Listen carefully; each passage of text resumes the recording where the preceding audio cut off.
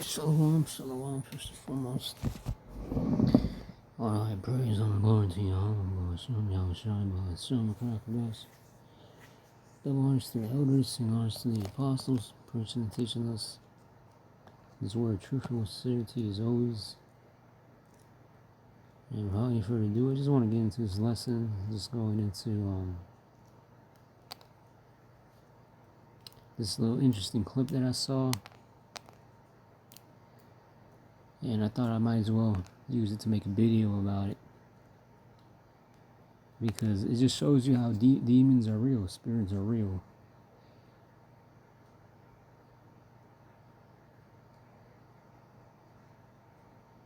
Some people don't believe that, but some people don't believe in demons or the spiritual world or angels or of a God.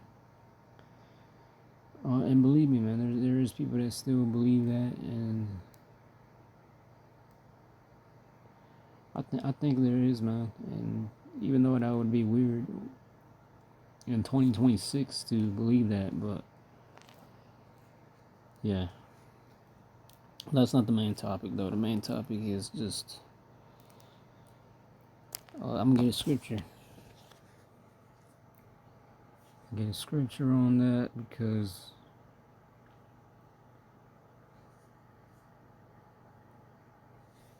yeah.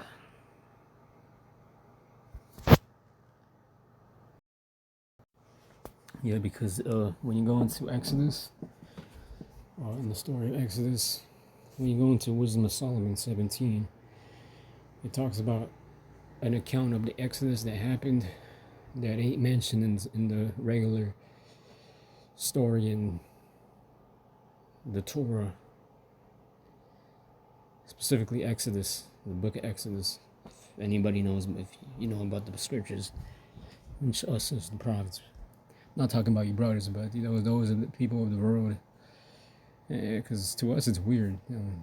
Who doesn't know about Exodus? Who doesn't know about Obadiah, Esau, Edom being the so-called white man? Who doesn't know about that? I mean, it's weird if you don't know about that. But to us it's weird because we study this, and that's how heavy we believe in this.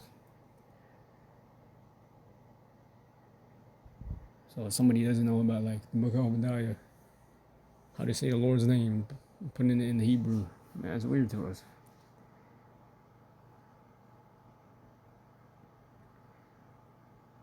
But yeah, when you go into a certain account of it, here in Wisdom of Solomon, specifically the 17th chapter in the GNT, the subheading reads, terror strikes the Egyptians at night.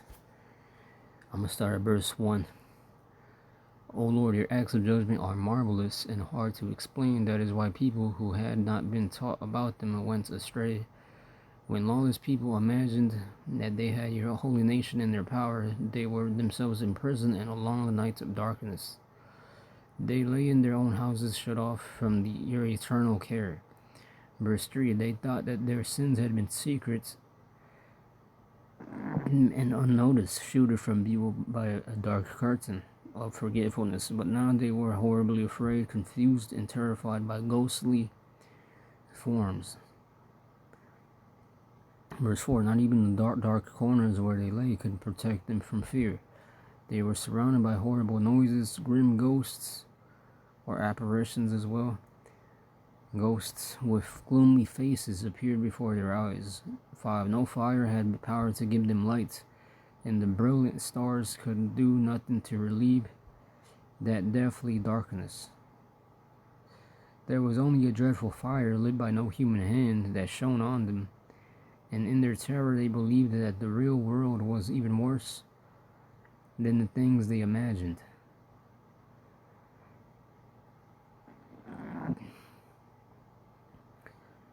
Because that's how bad the Lord plagued these Egyptians, that to the point where what they were seeing in real life was way worse than the protection they were imagining. That's what it means by that. The 7, the illusions produced by their magic tricks were put to shame, and all their wisdom that they had boasted of came to nothing. And this is what's going to come again to these heathens today. So if the Lord did this to you heathens back then, and this was when our people were, this was also with Israelites that weren't even on point, that were going to end up going off. If the Lord did this for them back then, and because also the Lord knows that we're going to go off in the future, the Lord can bless us on the spot and be happy to bless us, but also at the same time understand it and know exactly when you're going to end up going off again. So that's pretty amazing when you actually think about that. It's pretty cool. The Lord knows when you're going to go off. The next time you're going to go off. But basically, to make the point, kind of off topic, but oh well, because it's really the main message of this gospel is that you other nations will be under subjection to the Israelite kings and princesses that's going to come to pass. So,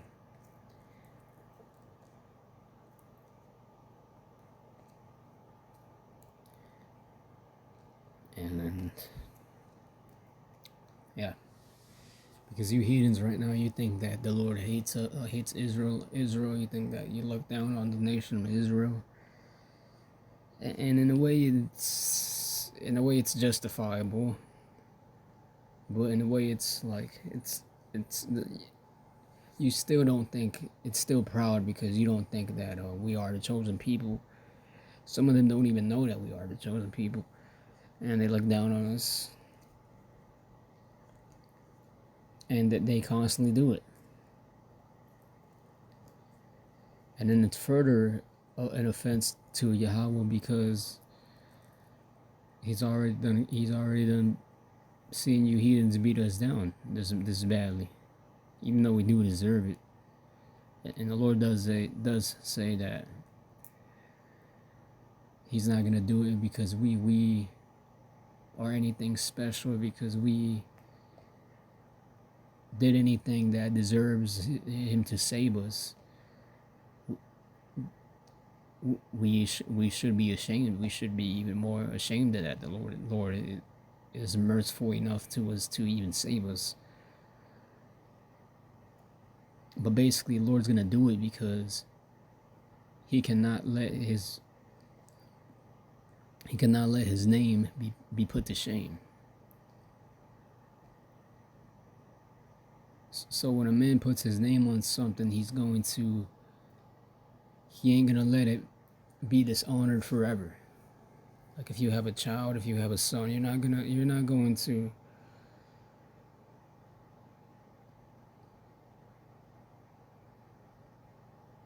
if you had the power, you're not going to, obviously if you had the power, you're not going to allow your son or daughter to put your name into this honorable reputation. So that's why heathens are going to go down.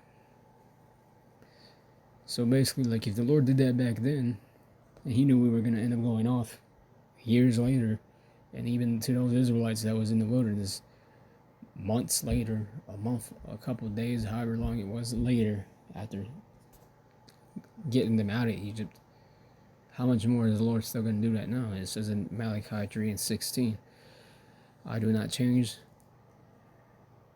therefore you sons of Jacob are not consumed. Lord gave Israelites the law, statutes, and commandments. And what is sin? Sin is the breaking of the laws. You Christians don't even know what sin is. You think sin is just, they think that sin is just,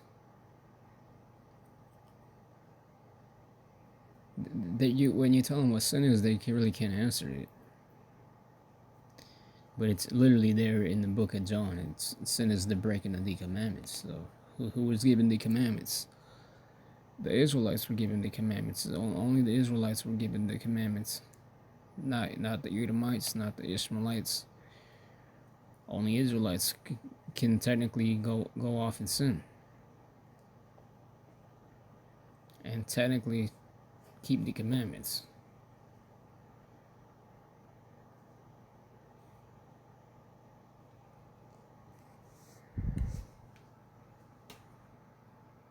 And that may sound like it's controversial, but it's not. If you don't have the understanding to believe that, then that's just on you. There's a reason why this truth isn't propagated or promoted as much as false Christianity is, white Christianity, or as promoted as Islam is, or as promoted as Catholicism is, or any of those other false beliefs.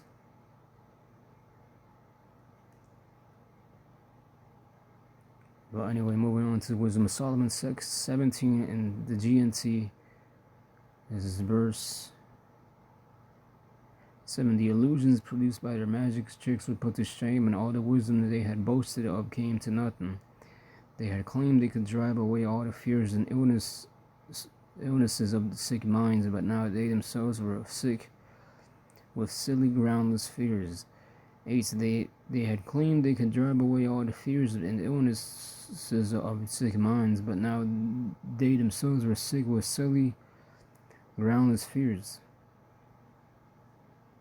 Even though nothing dangerous had actually happened, they were terrified by hidden snakes and animals and advancing on them. So basically, the Lord put them in an illusion state. If you ever seen the movie Lord of Illusions, it's like a horror movie, and it's a very good movie to bring this into movies when you have the time, some leisure time, what Lord gives you it. I recommend you go ahead and watch that movie because it's a real good movie. I think it's still free on YouTube, but yeah,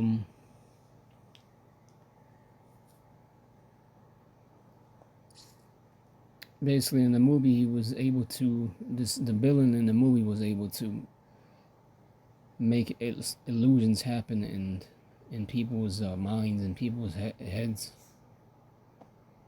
So basically that's what the Lord was doing to these Egyptians, putting illusions in their heads. It says in verse 10, and so they died, shaken with fear, afraid even to open their eyes, yet unable to keep them shut. All night long these people slept the same restless sleep, even though the night had no power over them.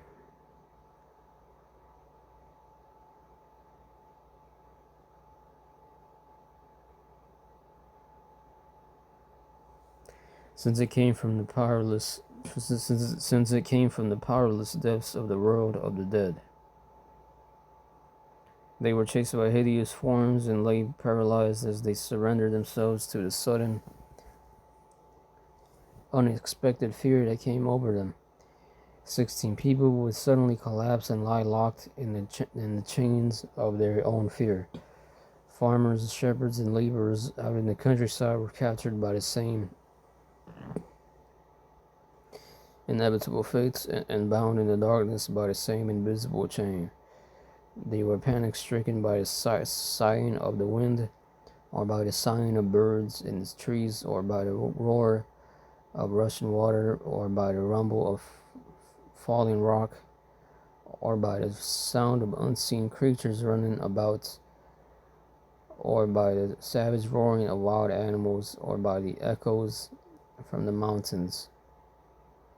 In the full lights of day, the rest of the world went about its business undisturbed. 21. Only those people were covered by this heavy night, a foretaste of the darkness of death.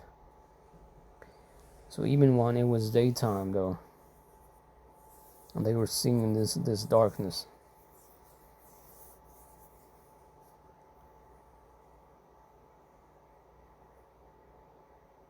They were a burden to themselves that was even heavier than the darkness. Come on.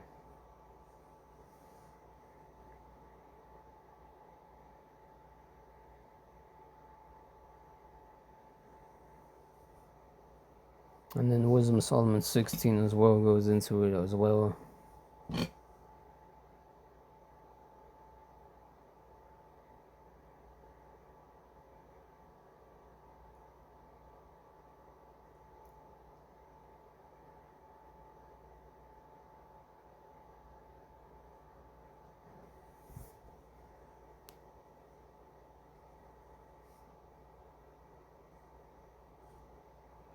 So I'm gonna get the video here, and then now I pretty much wrap up the point.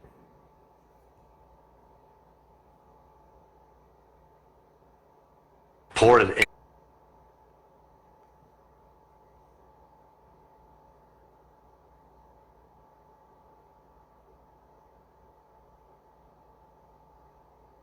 And they are ugly. But here's the deal. A lot of Christians are afraid. And the reason why you're afraid, even, let me tell you how they play so much. And that's how you know when you're powerful through God. They play so much, it was not windy that day. And so you can't even hear me.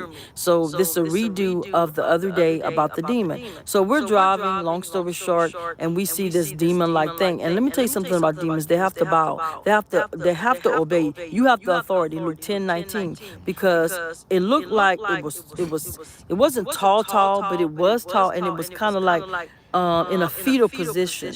This thing looked gross, y'all. It looked shiny, black. It was just weird looking. What is your description, honey? The way it was in the middle of the road, it was basically on its hands and knees, and it was on its hands and knees basically. And the way that it was prone, it had like very long arms and long legs, but it was in prone. You couldn't even see its head or its face because it was facing downward, and it had like a big thing on its back. It was like a square thing. So it was just in the middle of the road, and then once we passed it, it disappeared. Yeah, I tried to go back, you guys. Y'all know I'm kind of crazy. I tried to turn back around and go back and see it, but it was gone. And it was just weird. And so the whole thing about this is we're in the season where you may see demonic, and ain't no may, you're going to see them. The Bible says that even at one point they're going to be walking among us. But the thing is, though, we're in a season where it's hiding. And when I say heightened, it's like demonic activity has heightened. A lot of people are scared of demons. So I understand.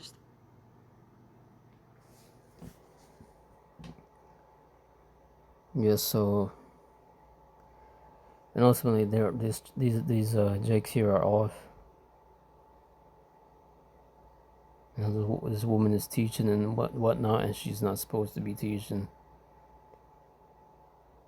And then her man there looks younger than her, which is it's honestly kind of weird.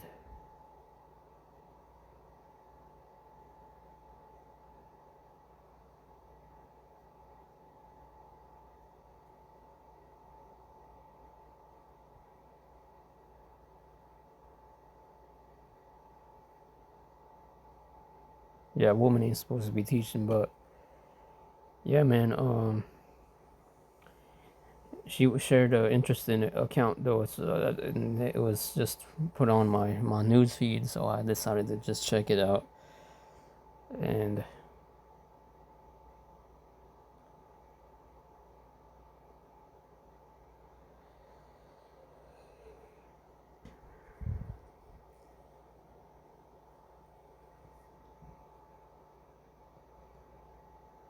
yeah, it's just interesting because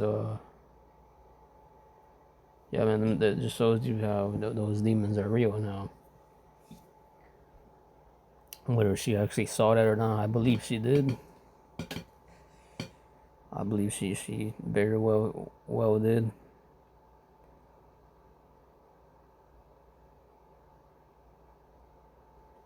But yeah, I was looking at the channel too, and I saw it earlier, but I was just like, I was just thinking about how I'm gonna share this video to make a video on it. Yeah, because them demons are gonna turn up too. They're turning up. It's just also a sign that this is increasing as well. The Lord's going to increase these strange apparitions coming out, popping up out here. And this was like 2 days ago, so this was recent. So it's not even an old video. And more of these types of signs that are gonna happen. Now, me myself, I personally had an experience where I actually did see a demon, an apparition, appear in my face.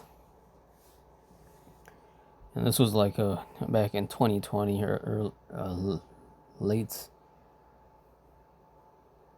around like September of 2020 or something like that.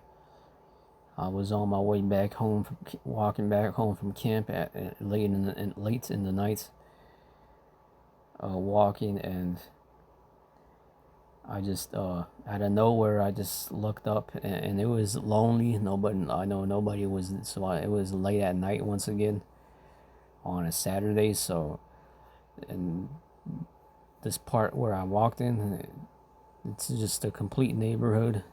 There ain't no stores there. It's just a whole empty ass parking lot next to another empty ass parking lots and business buildings there, in a more secluded spot. But the point is, it was secluded, and I don't know where I just looked up because I think I heard somebody laughing there, or something, and or maybe it wasn't. I didn't hear any laughing, but something just made me to look up, because the Lord wanted me to see this, I guess. What not? No, maybe, but yeah, He did want me to see this. So I guess I just looked up, and then I saw the demon looked like me. It was literally dressed like me. Everything about me looked the same. He was even wearing the same clothes I was wearing, and he just started running. And it wasn't on across the street, and this was across the street. In my going straight, there was a crosswalk, and I was just a couple of steps, a couple like 10-15 steps before I got to the crosswalk. And so I just saw him look like me and ran like me, and he had all the same clothes, same pants I had on, and everything. And he just looked like he was laughing. And so I'm not sure if that sounds scary. Now that I'm saying it, it actually sounds scary and weird, but at the moment I was just vexed in the spirit, and I really didn't even care that I saw that. It actually just pissed me off even more. And I was like, man, in my head I was just like, man, why the fuck is this demon fucking with me right now? But yeah, I wasn't really scared. I had another experience once before I was even in the truth too. I was one day I was lying down in my bed, and it was in my room. It was all dark, and I was just lying down in my bed, and then I had something hanging up on my wall just across from my bed. They had some scriptures on it, on just a regular piece of notebook paper that I posted up there. And so I felt like this present, and nobody else was in the house at the time. I was living with my family, and nobody was at the house at the time, and I just felt a dark, evil presence over me. and I felt like it was something that just wanted to harm me very badly. And then I just heard a rip. It literally ripped my paper that I had up there. And around that time, I got very scared. I just froze, and I just couldn't move for like a whole 30 minutes straight. I just couldn't move.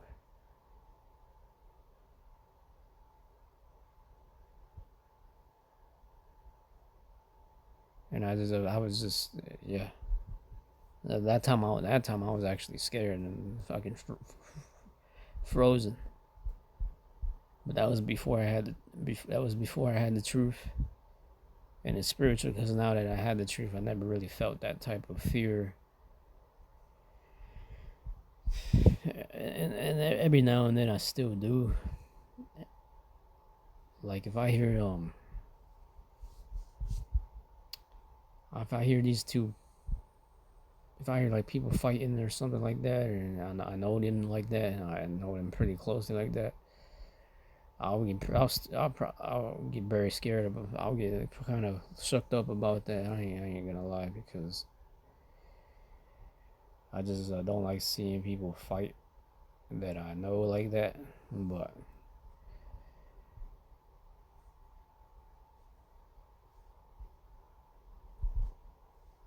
and I guess that's from trauma too. Back in the day when my parents would fight, and there would be a lot of screaming and yelling all in the house, and I just always been a scaredy cat like that, I guess. But yeah, my brother's fighting, but yeah, especially if the motherfucker's big as fuck, like he look like he can tear some shit up. But yeah,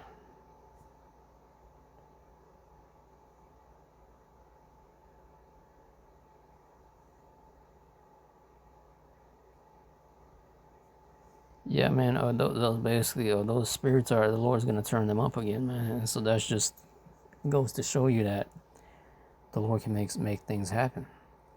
When you go into the book of Daniel, I don't think I'm gonna get it, but I think it's Daniel 5 in the Daniel 5 when Belshazzar saw the writing on the wall. He saw a hand that was writing something on the wall.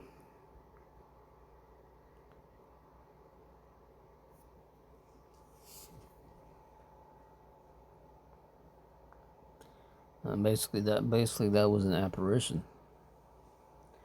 In Sirach 39 verse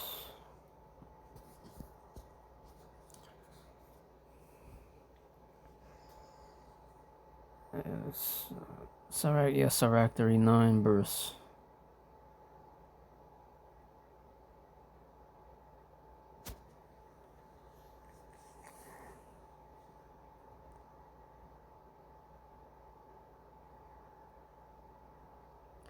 28. There were spirits that are created for vengeance, which in their fury lay on sore strokes, and on time of destruction they pour out their force, and appease the wrath of him that made them.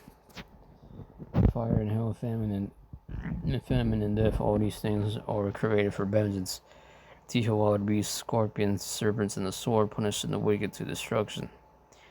They shall rejoice in his commandment, and they shall be ready upon earth when it is, and when the time is come, they shall not transgress his word.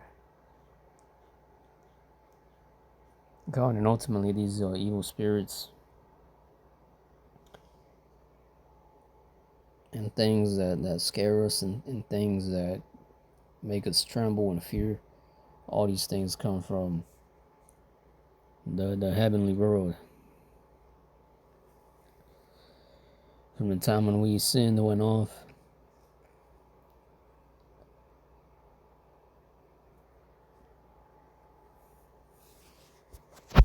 yeah.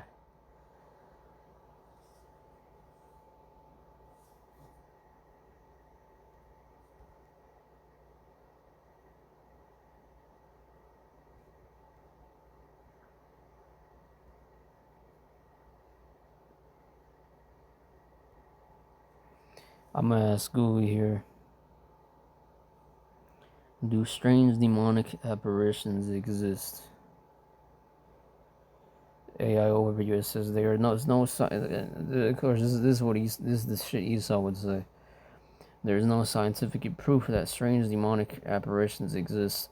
Science says that seeing or hearing scary things usually comes from the brain, sleep problems, stress, or tricks of lights and sound.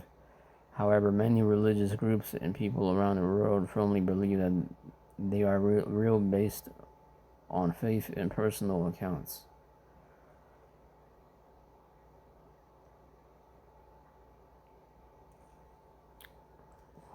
Alright, so when you go into the movie, as a matter of fact,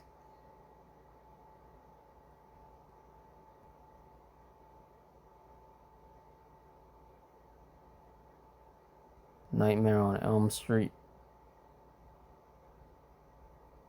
When you go into this movie here,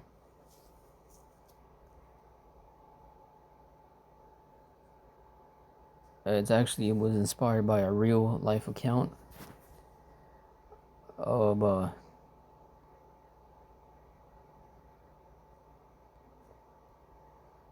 this group of teenagers, I think it was, that lived in the same streets.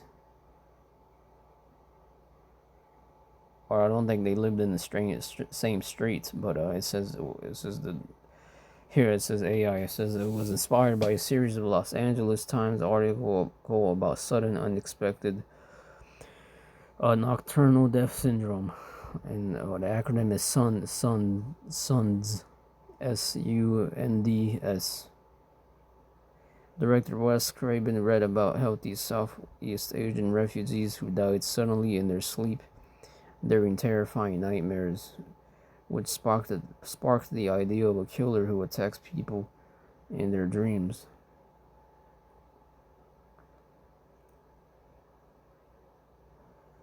It says the true medical mystery: sudden deaths in the late 1970s and early 1980s, a strange medical phenomenon baffled doctors.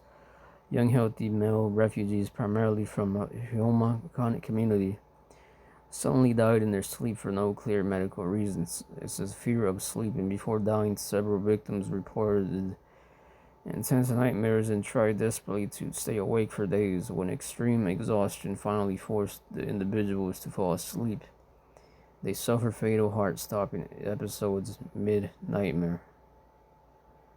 Wes Craven's, and I think this was the same person that made the movie Lord of Illusions.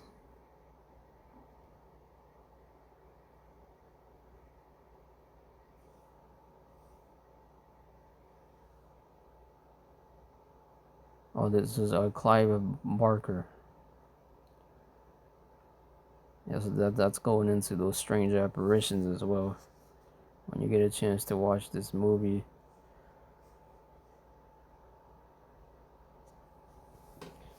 it's a very underrated, good ass old horror movie. But yeah, it says here,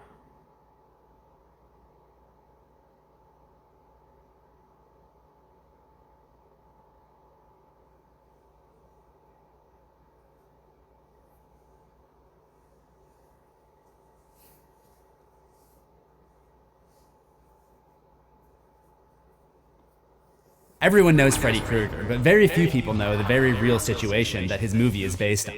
It's a terrifying hook, one that made writer-director Wes Craven's 1984 film an instant classic and spawned one of horror's most iconic villains. But Freddy's origin is more than just supernatural fantasy. Behind the dream-stalking killer was a real medical mystery, a phenomenon where people died in their sleep without any clear cause. These weren't random cases either, they were clustered in a very specific community, just like in the movie, and the pattern was disturbing enough to make headlines. To an outsider, these unexplained deaths might have been written off as cases of sudden unexpected nocturnal death syndrome. The victims were usually healthy men in their 20s and 30s with no clear medical issues, yet they would simply die in their sleep. Medical researchers struggled to explain it. But within the Southeast Asian community, there was a far older explanation. Something was following them from their dreams into the waking world. Wes Craven first read about one such case in the Los Angeles Times. It was the early 1980s, and the article described a young Cambodian refugee, a boy who had survived the horrors of the communist regime, Khmer Rouge, and escaped to the United United States. But once here, he became plagued by intense nightmares. He told his parents that if he fell asleep, something would kill him. Still, they urged him to sleep, even attempting to give him sleeping pills. Instead, he stayed awake for days at a time, drinking coffee through the night. Eventually, sheer exhaustion caught up with him, and he finally went to sleep. But in the middle of the night, his parents heard screams from his bedroom. By the time they reached him, he was dead. The cause was undetermined. In his room, police found a small coffee maker tucked away in the closet and a stash of uneaten sleeping pills. For Craven, this story was fascinating. He said in an interview with Vulture that the boy's determination to stay awake and the fact that his nightmares seemed to kill him became a seed for A Nightmare on Elm Street. Craven fused this real-world mystery with the image of a dream-invading killer. The result was Freddy Krueger, a figure who could cross the threshold between dreams and reality, where death in one meant death in the other. The boy's story closely echoes what we see later in the film. In A Nightmare on Elm Street, Nancy Thompson, while trying to avoid Freddy Krueger, uses the same methods to fight off sleep. She hides a coffee machine in her room and takes stay-awake, fast-acting pills in an effort to stay up and stay alive. The real boy's desperate attempts to outrun his nightmare. You get the point.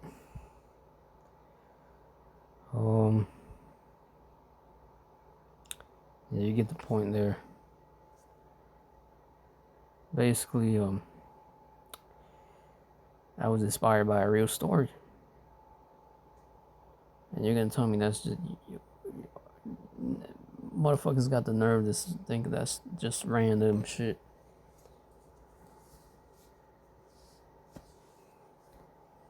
And it's because they just they lack the real they lack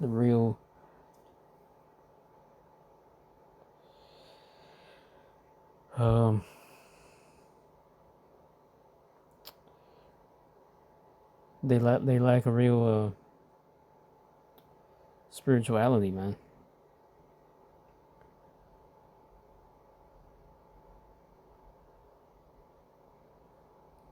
If you go and walk outside and look at nature and look at how the sun shines every day at the same exact time, and how the seasons change at the same exact time,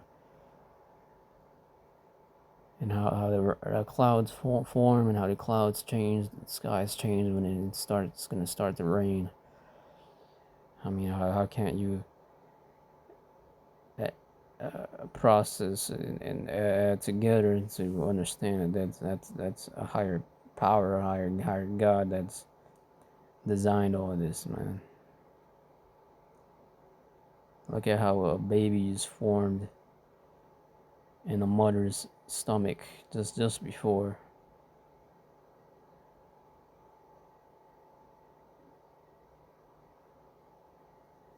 the baby even forms.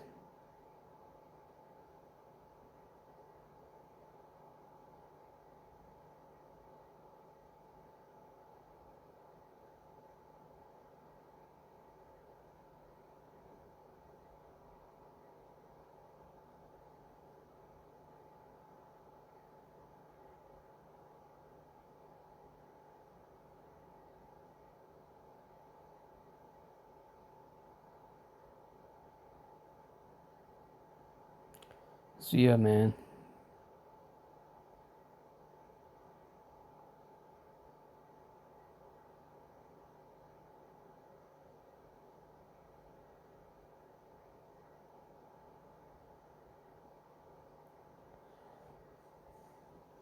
So yeah, man, this is what's coming. This is what's gonna come to pass. Look forward to that. Who knows what types of shit the Lord's gonna make appear out here on these people in the times to come, man. Who knows? They might end up seeing the boogeyman. The Lord might make a spirit actually turn up and turn to fucking Jeepers Creepers out here. 10 times 10 on steroids, man. You just don't know. Lord can make a real life Michael Myers pop up or whatever.